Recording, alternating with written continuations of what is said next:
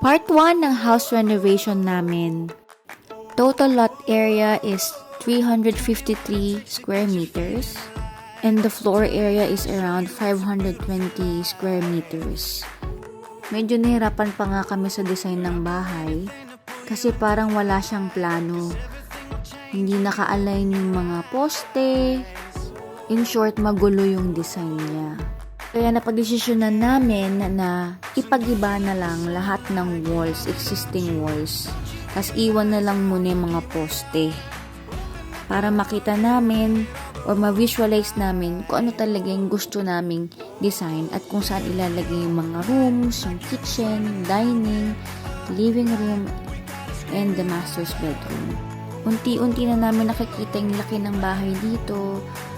And nagulat din kami na ganito pala talaga siya kalaki.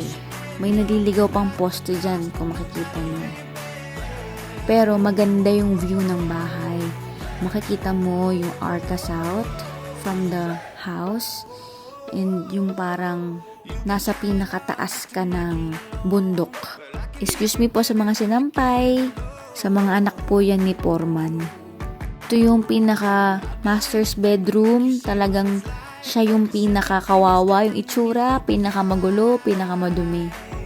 Hindi mo pa ma-appreciate yung talagang itsura ng bahay dito kasi magulo talaga yung pagkakadesign sa kanya.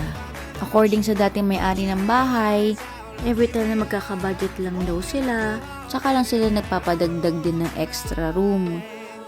Kaya wala daw talaga sa plano yung mostly yung mga rooms na nandito sa bahay nila. Yung nakita nyo sa first floor yun, ito naman yung sa rooftop. Ang plano, ilalagay dito yung clinic and malaking events area. Mapapalagay namin ay high ceiling, na rooftop, malawak, mahangin.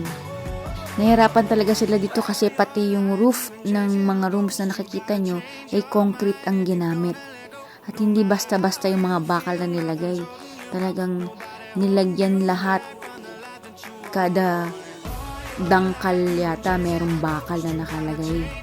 Kaya matagal din inabot ng renovation nila. Sana masamahan ninyo ako sa part 2 ng house renovation namin. Hanggang dito na lang yung video. Shout out nga pala sa contractor namin kay Engineer Christian. Thank you and God bless!